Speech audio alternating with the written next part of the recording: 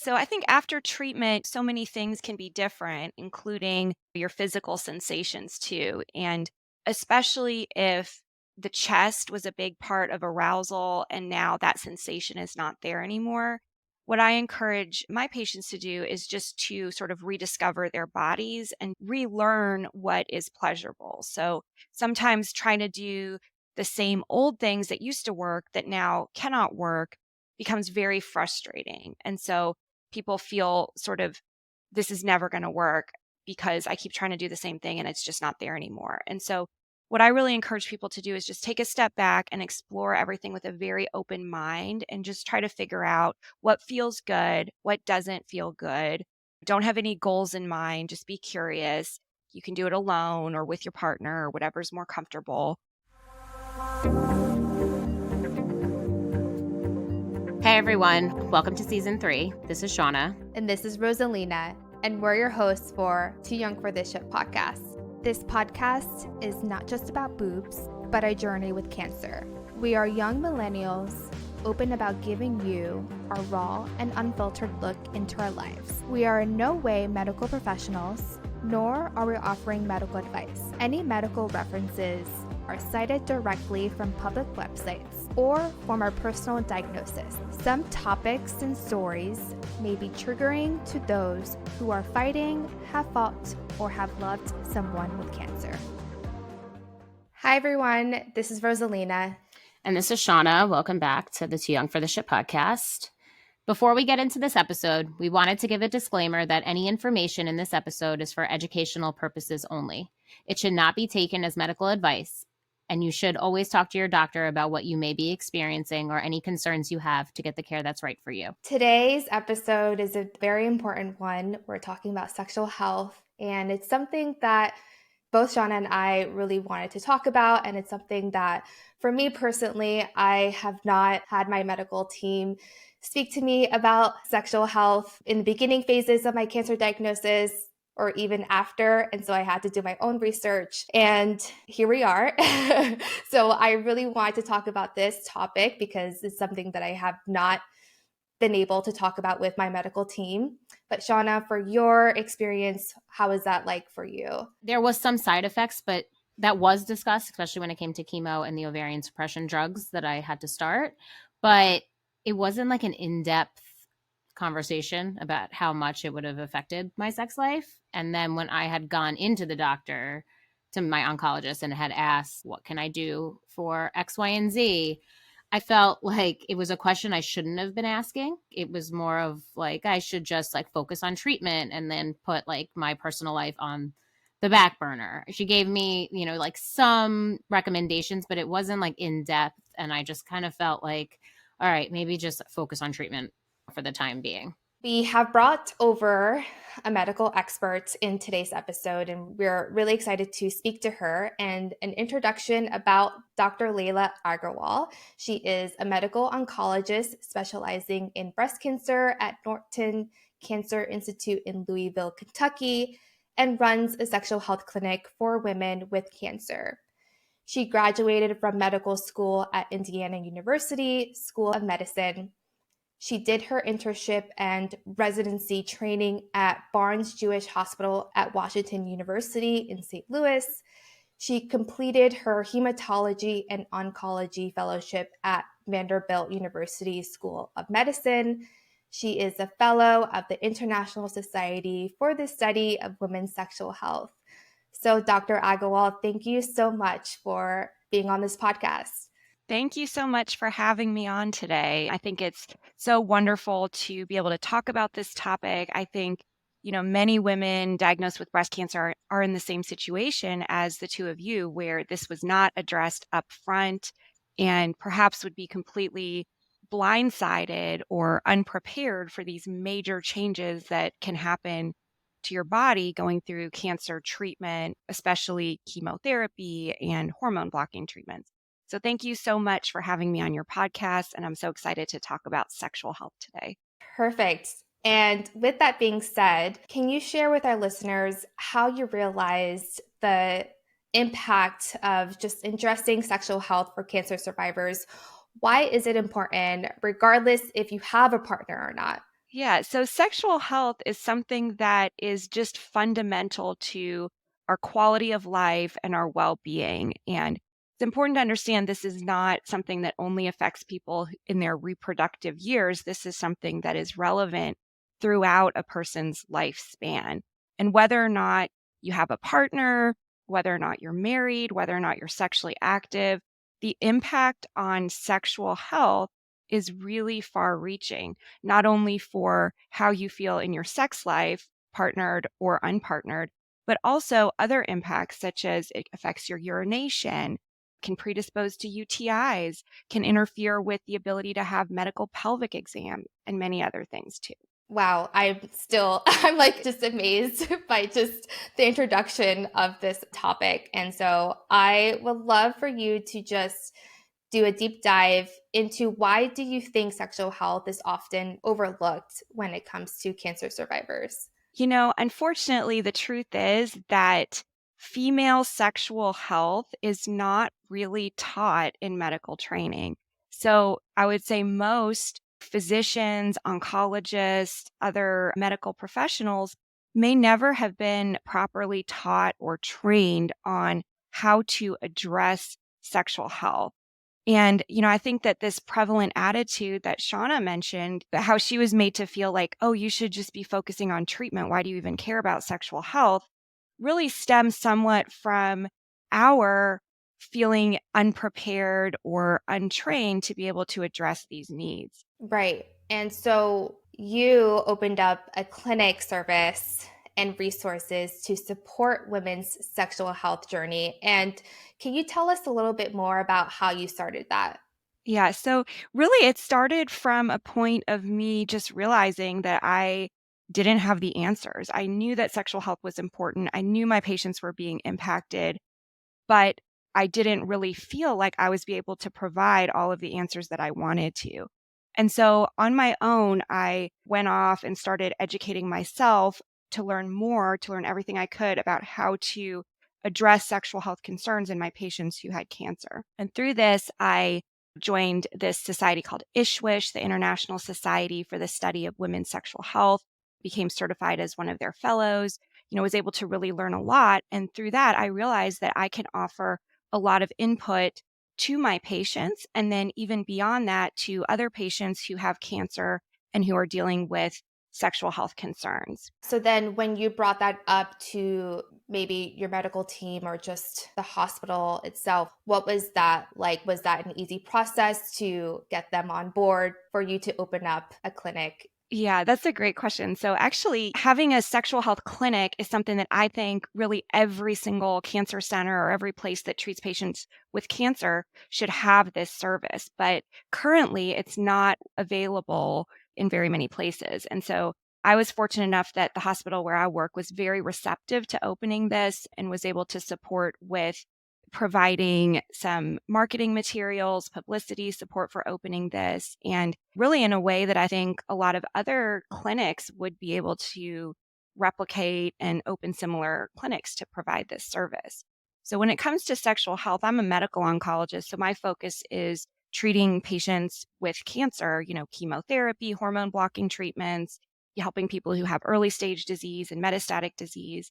And dealing with sexual health is something that medical oncologists can do, gynecologists can do, urologists are able to do this, psychologists can do this too. So it's a really what we call multidisciplinary topic that many different specialties can be able to provide help and provide input here. Yeah, that I feel that that's very encouraging to hear that it's not just this one person that you need to see, that you can see all these many different medical professionals who could be taught to teach others about this. So, have you collaborated with other healthcare professionals such as nurses, maybe the navigators, gynecologists in your hospital to educate and raise awareness about sexual health after breast cancer? Definitely. So you really think that when people are diagnosed with cancer and they're going through all the different steps, you interface with so many different medical professionals, the nurses, the medical assistants. Oftentimes there's a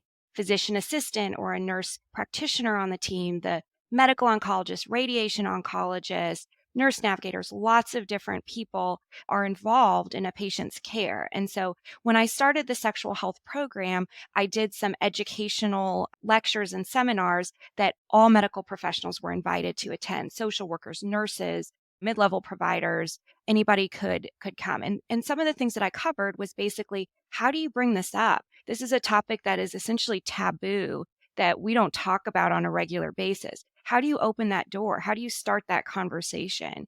And what I tried to do was provide everybody with just really easy access points on how do you bring it up. I think that there is a lot of hesitation on the part of medical professionals of all different specialties to even ask the question or to take that first step. And it's assumed that if a patient is having a concern, that maybe they'll bring it up. But data has shown and research has shown that even if patients are having concerns about sexual health, a very low percentage will ask about it. And that could be for so many different reasons, like thinking, oh, I shouldn't care about this because I'm going through cancer treatment, or there's nothing that can be done to help, or if there was something that could be done, they probably would have told me about it. And so there's this huge disconnect about the medical team perhaps incorrectly thinking, oh, if there's an issue, the patient will bring it up. And the patient thinking, if there's a treatment, surely the medical team would have brought it up. And so, how do we overcome that first initial step? So, what I try to encourage medical providers to do is to just ask the question. And it's not as scary or intimidating as it may seem, just to say, really, it's common. A lot of people going through cancer treatment will have impact to their sexual health. Some people have vaginal dryness. Have you ever felt that? It's really common after cancer and cancer treatment that women may experience pain with sex, with penetration. Is that something that you're concerned about? So these are very non-intimidating ways to open that door and to normalize it, to say, this is common, this is a side effect. Have you experienced it? And if so, the next step was that I was able to provide them with something to do. We feel really helpless if we ask somebody a question, find out there's something wrong, and then we can't do anything about it. So being able to say, oh, if there is a concern, we have a sexual health program. There's something we can do about it. I can give you this handout. I can give you this pamphlet. We can ask for a referral to this clinic. And so then there was a way to open the door and also something to do about it. Even if that individual didn't have all the answers, there was something they could offer. So you just mentioned like a few side effects from treatment, and I want to go and explore like the physical and psychological challenges that women can face after cancer or during cancer, whether they're survivors, previvors, or thrivers living with stage 4 cancer. Obviously, like there is an impact with surgery, treatment, lowered libido, painful sex during intercourse, things like that. You said you take a biopsychosocial approach to addressing sexual health.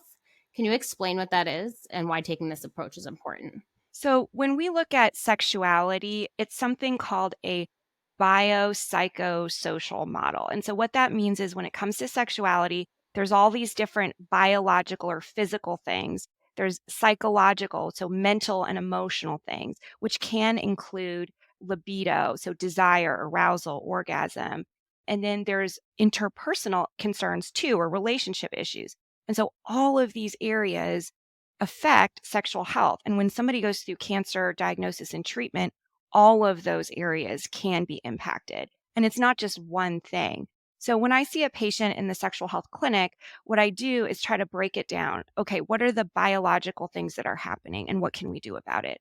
And what are the mental and emotional components that we're dealing with and how can we help those?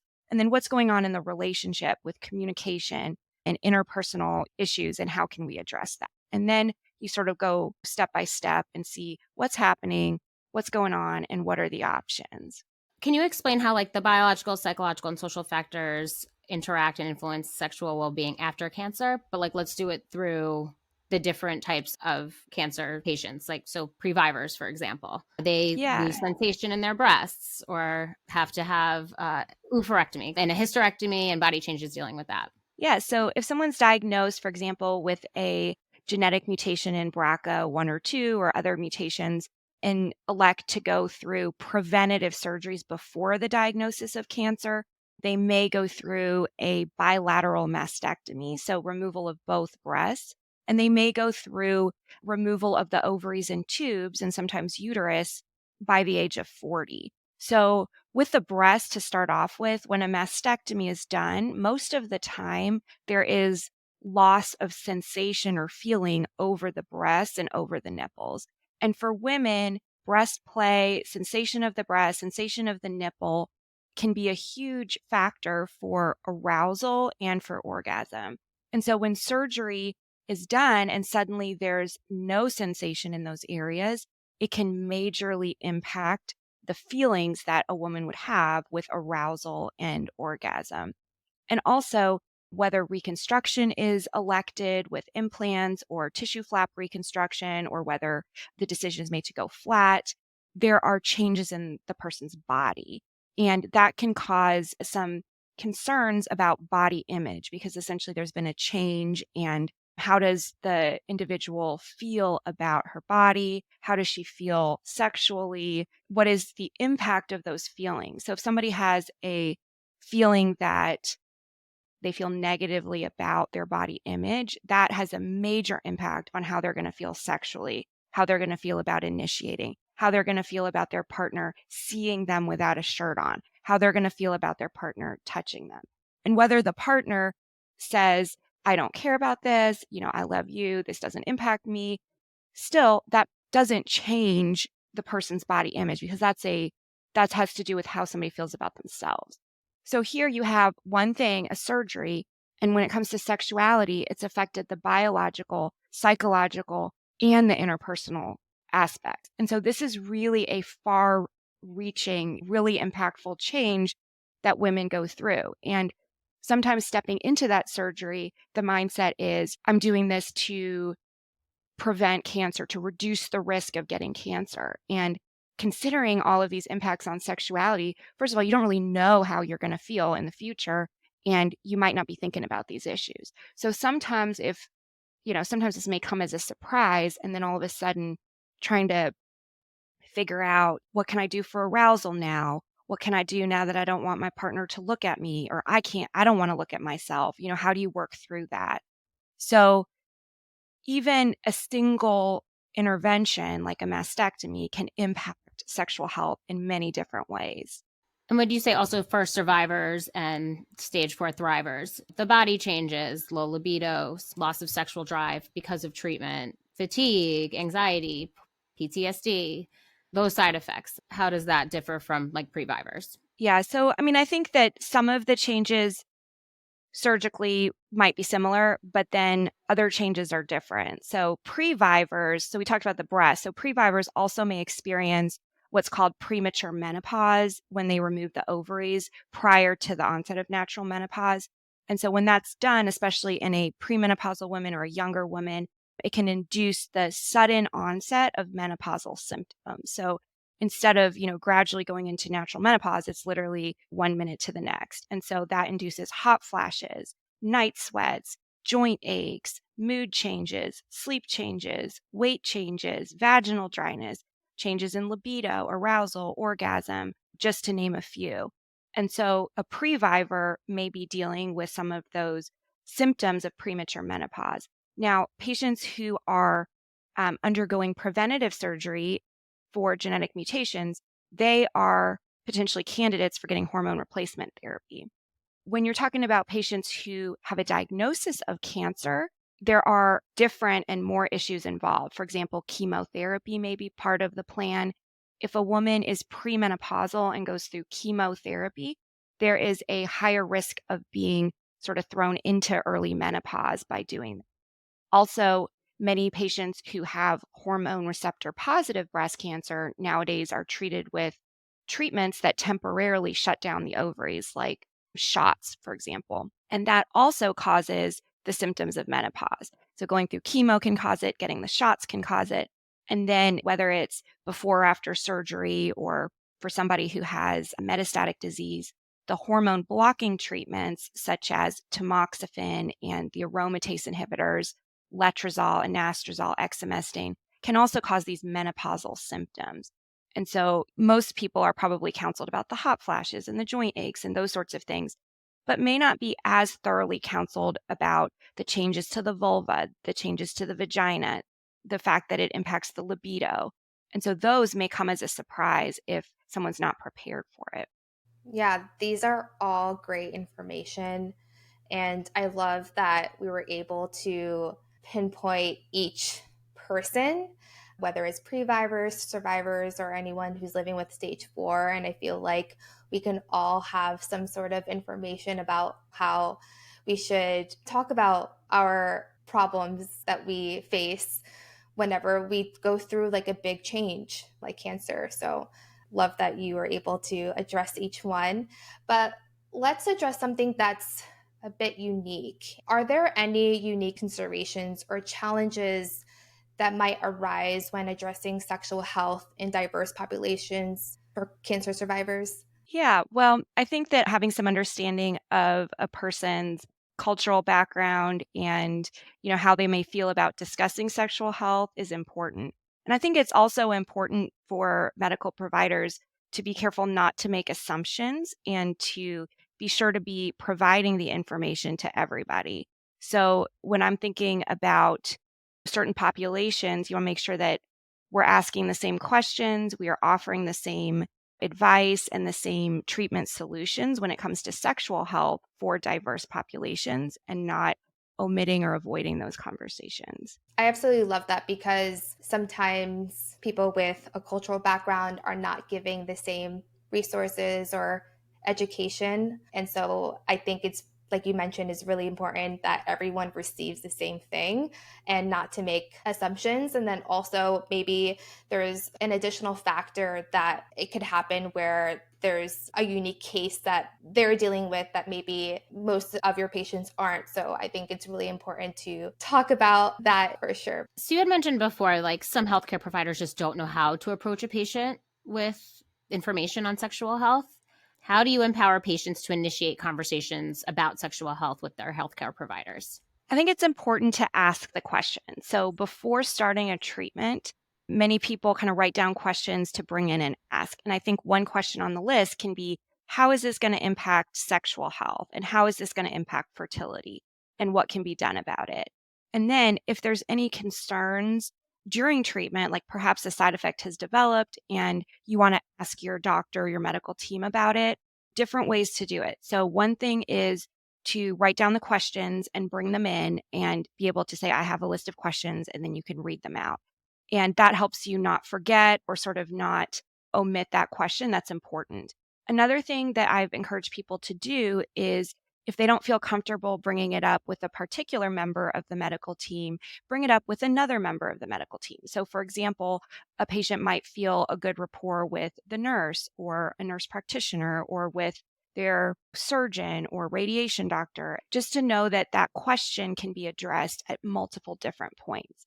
And another option, if people feel really comfortable using, like many medical systems have an email function or where you can write a message to, before the visit, write in and say, I'm having some concerns about this issue. I'm having concerns about pain with intercourse. I'm having concerns about vaginal dryness, and I'd like to discuss them at my visit.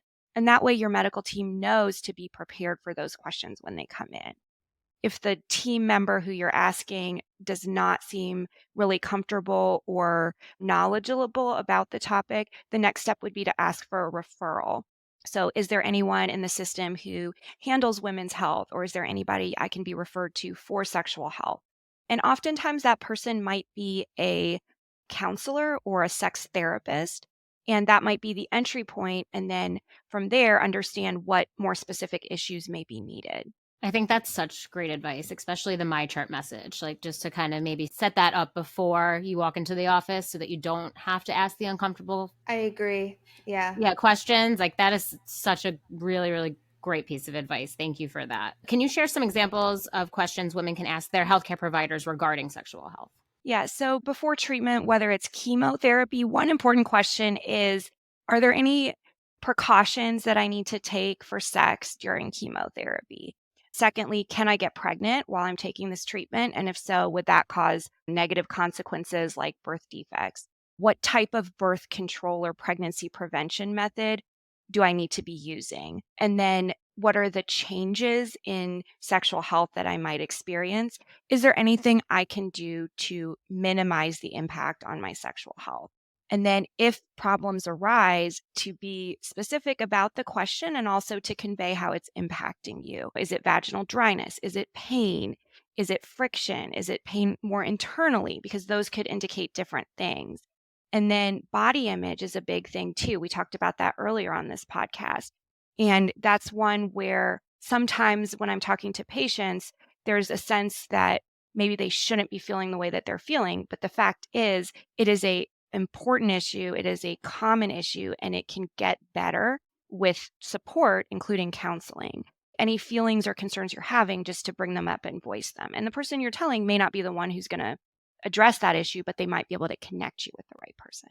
Let's dive into the products that one can use. And first, before we get into the non-hormone products, let's discuss debunking the misconception of vaginal hormones and breast cancer. One common misconception is that women can't use vaginal hormone moisturizers after a breast cancer diagnosis, whether they are triple negative, triple positive, or hormone positive. Could you explain why oncologists should consider this and speak to their patients about this product? That's a great and really, really important question. So, topical local vaginal hormones are products that are applied to either the vulva or the vagina and are designed to work on that tissue.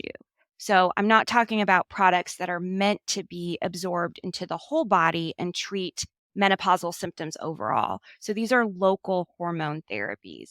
And there's estrogen, there's other hormone preparations such as DHEA that are available. They come in the forms of creams, suppositories, tablets, or rings that can be inserted.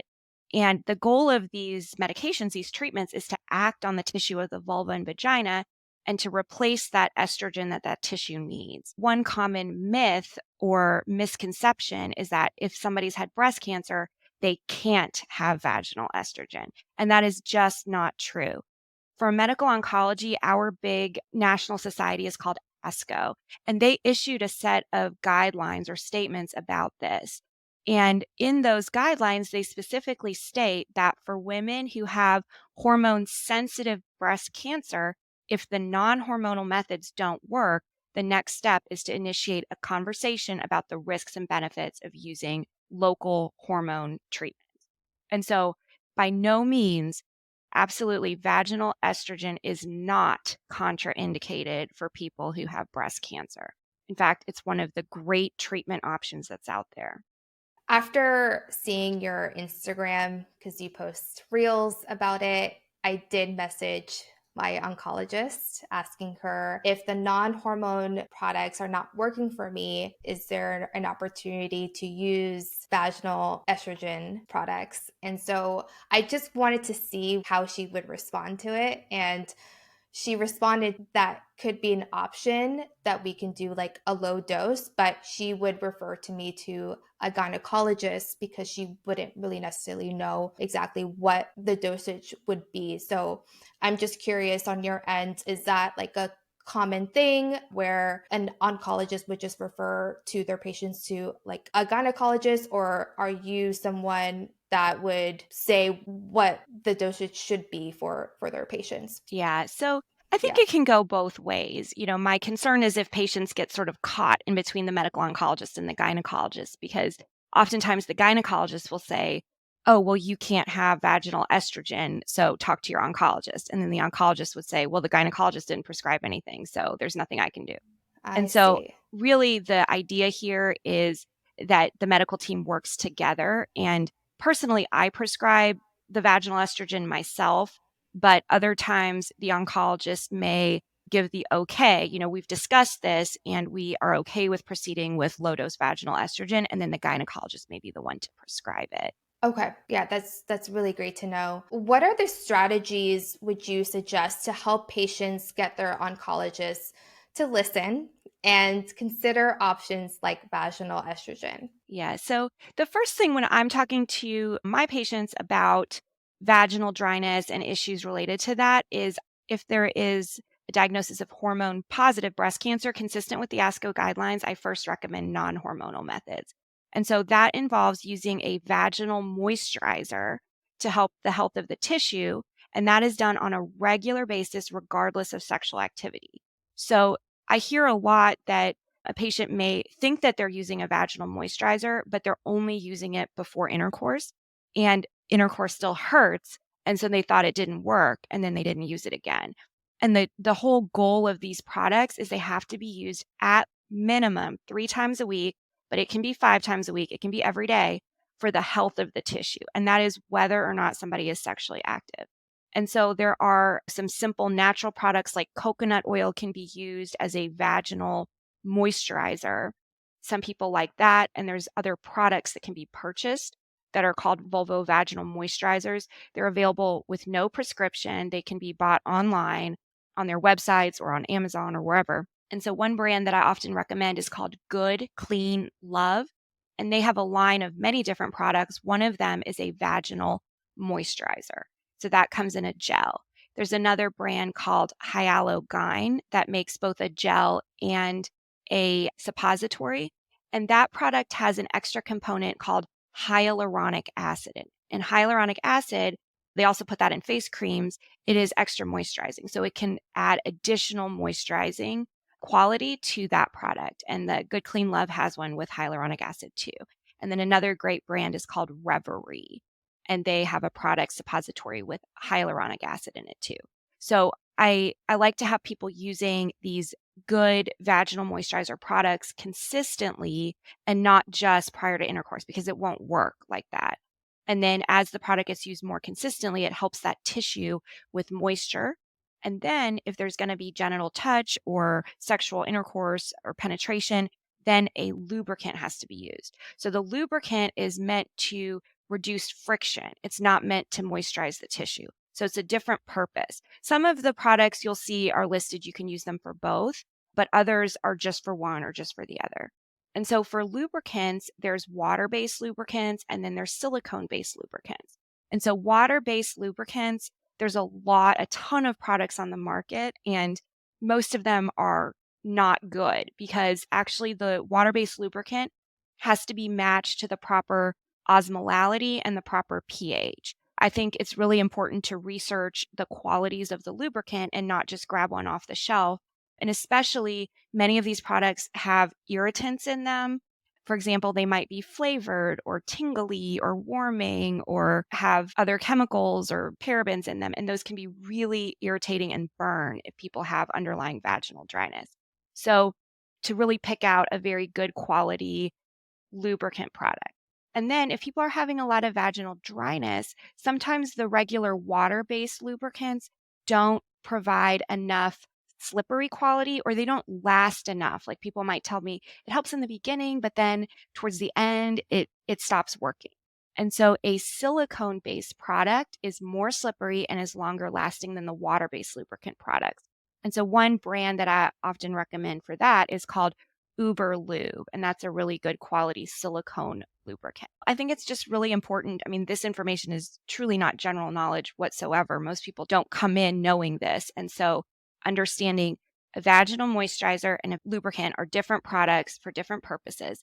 The vaginal moisturizer has to be used consistently all the time, 3 times a week minimum, regardless of sexual activity, and then pick the right lubricant. And if the water-based isn't good enough, try a silicone-based lubricant. So by the time I have somebody doing all of that, a lot of times the issue is much better and the concern has resolved. But if it hasn't, and sometimes it's just not enough because it doesn't actually replace the estrogen, then we start talking about the vaginal estrogen options. Yeah, this is all great. And you've talked a lot about the vaginal moisturizers and the lubricants. I guess in terms of talking to that with your medical team, I know you recommended the products, but sometimes we want to talk to our doctors to see what they say. How would you say like a person should approach that conversation to their medical team? Right. So, I mean, just ask if there are any specific products that they recommend or that they've heard about these products and what does, your own doctor think about these, which products do they recommend? And there's many different things that are out there beyond what I mentioned that are great products as well. Perfect. So I know that was a lot of information that if this is your first time, even knowing what a vaginal moisturizer is, we're just going to play like a little this or that mini game series. And so, Dr. Agrawal, I'm just going to provide just 3 mini questions of what products you preferred and maybe even give like a brief reason as to why. So, my first question is water lubricants or silicone? So, silicone-based lubricants are more slippery, longer lasting, but they might stain. So, those are great options for people who have dryness, and the water-based ones aren't cutting it. Okay, perfect. Number 2, vaginal moisturizer or lubricants? So, vaginal moisturizers help the health of the tissue. And so, that is the fundamental part that is needed to provide ongoing moisture to the genital tissue. And actually, a follow up question to the vaginal moisturizer. When is the best time to use them? I usually recommend at night. That way it doesn't, you're lying down and it doesn't kind of slip out. Yeah. And for example, the brand that you mentioned, Good Clean Love, they have a syringe that comes with it. So I actually didn't see the amount that you should put. So do you have a recommendation, like what amount someone should use? No, not really. I think just like a little, if they have a little syringe, you can pull it up and then, yeah, put it in there. Some of the other products that have syringes, it's a pretty narrow syringe. And so it might only be like a few ounces of product. Yeah. Perfect. And so my last question are about the moisturizers. So I know you talked about the water-based hyaluronic acid, you talked about the coconut oil, and then we also have a third option, the vitamin E. Are there any particular moisturizers that you lean more towards? Yeah, definitely the moisturizers with the hyaluronic acid, I think can give the best. They haven't been compared head to head, but those have actually been studied for people who have vaginal dryness and are effective.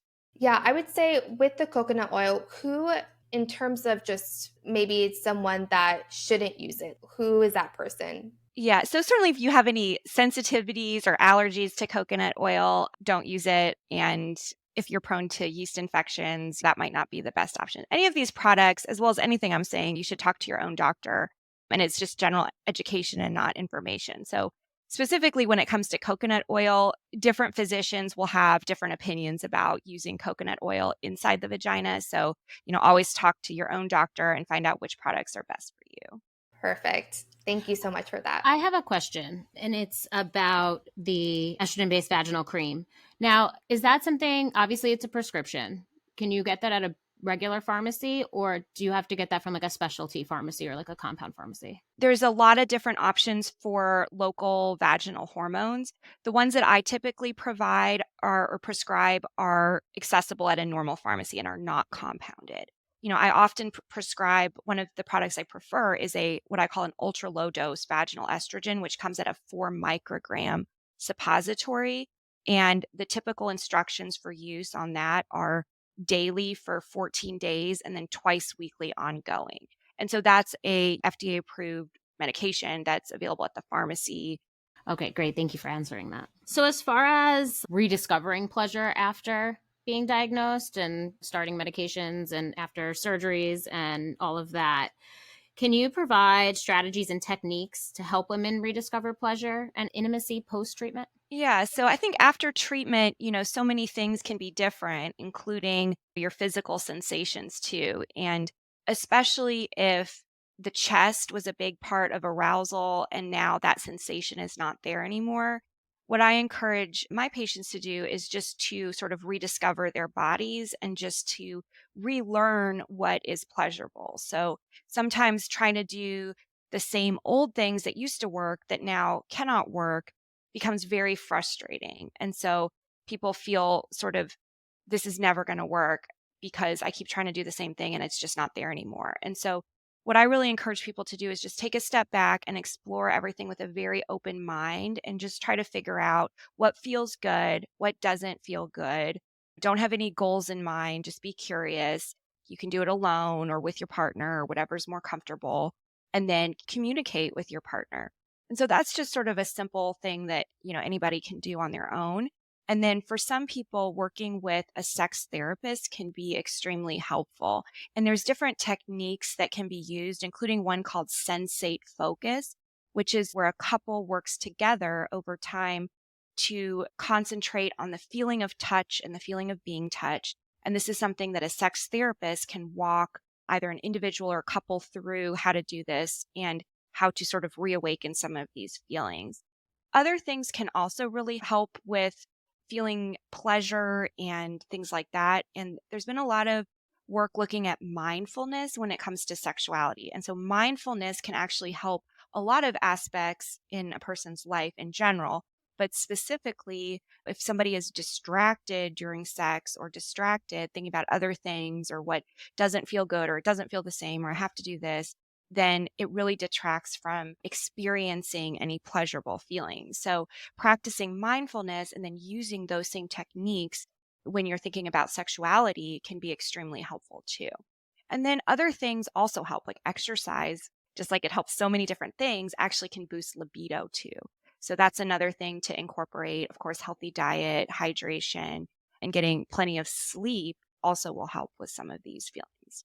In addition to all of that, what about the vaginal dryness and pain during intercourse? Like, what can people do to help with those symptoms? Specifically with the pain, I think there's another really important aspect that we should talk about, and that is that pain with penetration is not always caused by dryness.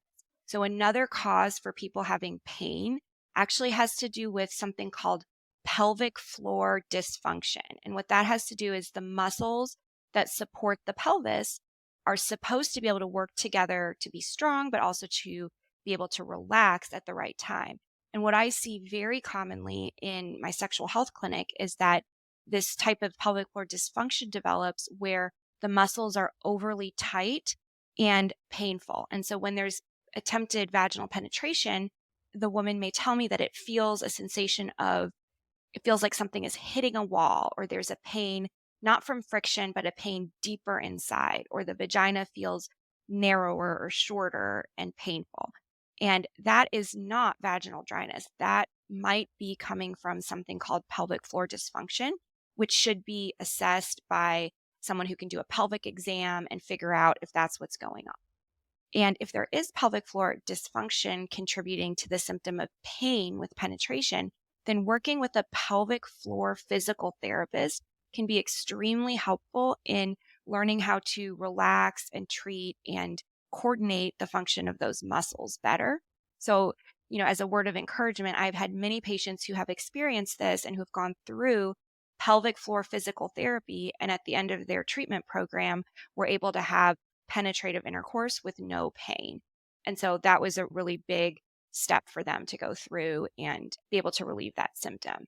The other thing that can also happen either with pelvic floor dysfunction or with certain surgeries or as a consequence of low estrogen is that the vagina can actually get narrower, which is called vaginal stenosis. And so one option for treating that is called progressive vaginal dilators. So these are tools that can be used, little cylinders that come in different diameters and different lengths. And the woman uses it herself to insert in the vagina with the smaller size, and then over time can work up to a larger size. And so together, the symptom of pain, it could be from dryness, it could be from decreased lubrication, it could be from narrowing, it could be from pelvic floor dysfunction. So it's important to know about and consider all of these different options or possibilities so that the right treatment options can be pursued. So you mentioned a sex therapist and a pelvic floor therapist. Can you talk about what a sex therapist does, what a pelvic floor therapist does, and what the benefits are for seeking help from these providers? A pelvic floor physical therapist is a physical therapist who is specifically trained in the muscles of the pelvic floor. And so there are several different conditions and symptoms that can result from pelvic floor issues.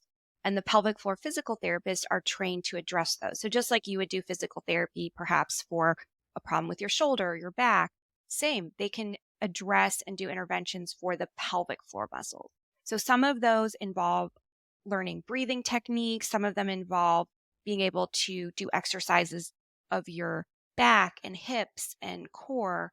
And then other interventions actually involve internal manipulations where they may do a pelvic exam and work on the muscles internally. And then often they send people home with exercises to do at home, which may be general exercises for the external muscles, or might be techniques where they can work on the pelvic floor muscles themselves.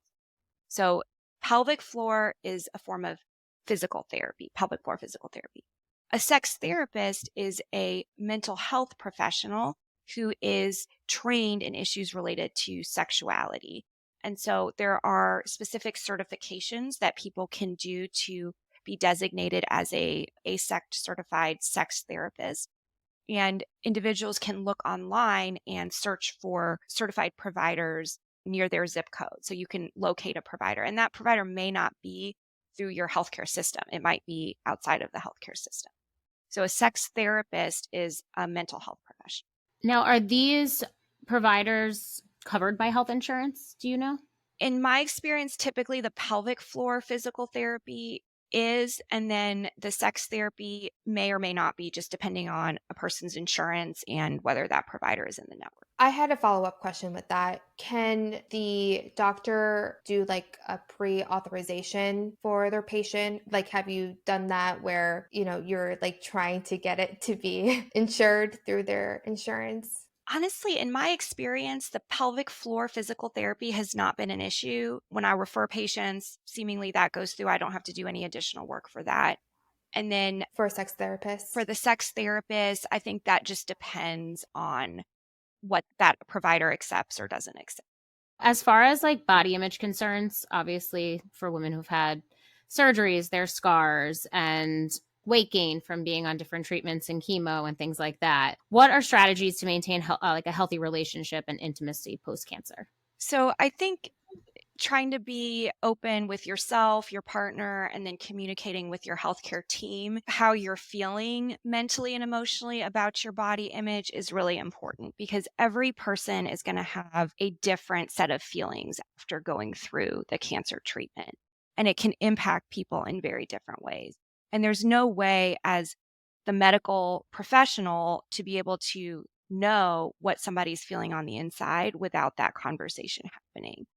And so some people may not be affected by body image concerns and other people may be. And it has really nothing to do necessarily with what the outcome of the surgery is. It has more to do with the feelings and the thoughts that develop after that.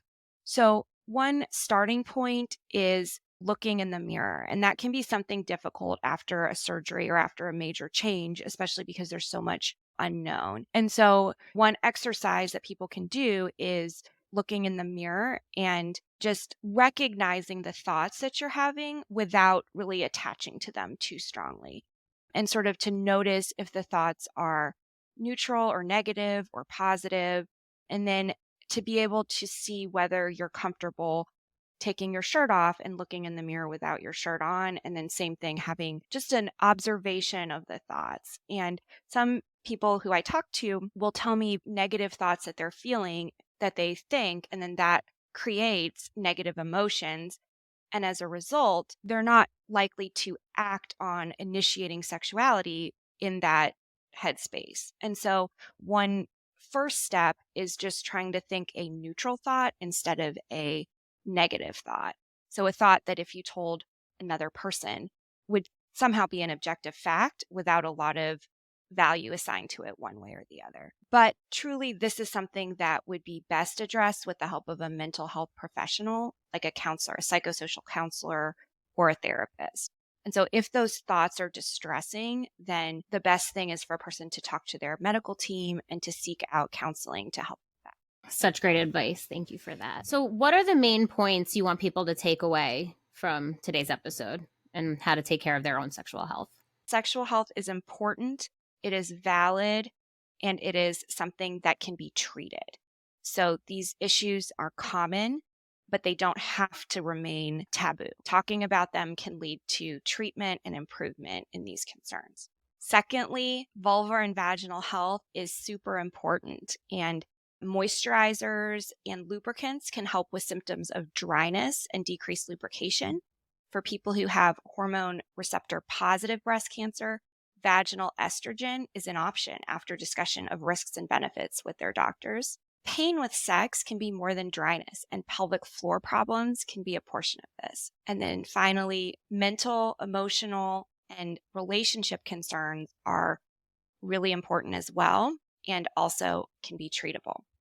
And can we reiterate important questions people can ask their doctors? Yeah, so important questions before treatment would be, is this treatment going to impact my sexual health? What is needed, if anything, for pregnancy prevention? Is it safe to have sex while on this treatment, and what precautions need to be taken? And then what can I do to minimize the impact to sexual health? And then during treatment, if there are concerns, to try to bring them up with your healthcare team, whether that's bringing it up with the doctor at the visit, bringing it up with another member of the healthcare team, or sending a call or a message to alert the team that this is a concern you want to discuss. We do have some listener questions from our IG story, if you are open to answering some. So someone asked, how long does cervix pain during intercourse normally last after treatment ends? There's not really a standard time for that, and any kind of pain should be assessed by a professional to make sure that the cause of that pain is understood. And so if somebody were having cervical pain or cervix pain, they need to see their gynecologist and figure out what's going on. Another listener asked, does neuropathy happen in genitalia during chemo? Is that something that can even occur? It can. So the most common place people can get neuropathy, of course, is the toes and the fingers, but it can also occur in other places, including around the mouth or the genital area too. Another listener asked, is there anything my partner should be aware of while having sex during chemotherapy? So barrier contraception is typically advised, but depending on the treatment, everyone needs to talk to their own doctor to figure out what is the treatment, what is the precaution, and is it even safe to have sex on this treatment? And our last question is, how can you approach lowered sexual libido with your partner post-treatment? It's always important to be honest and open about your feelings about this with your partner.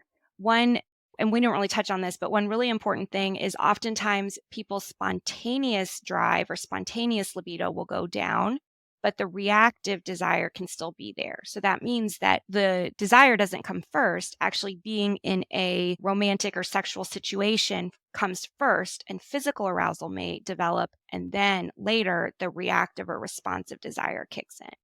And so for people who experience that, the best thing to do is to schedule time for intimacy, schedule time and space when you're not tired, you're not going to be stressed, you have privacy, you have the time, and look forward to it, be able to anticipate it, and then to have that time. And whether or not you have sex, obviously, is up to you, but you have that time for emotional connection. These are great answers. Thank you so much. I just want to say thank you so much for even wanting to be on this podcast to talk about this important topic, and just for shedding the light on the importance of addressing sexual health after breast cancer for previvors, survivors, anyone who's dealing with stage 4.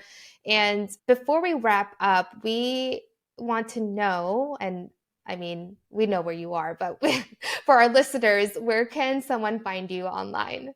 So I'm on Instagram and TikTok at Dr. Layla Agrawal, and on Twitter at Layla Agrawal MD. And we'll put that all in the show notes there.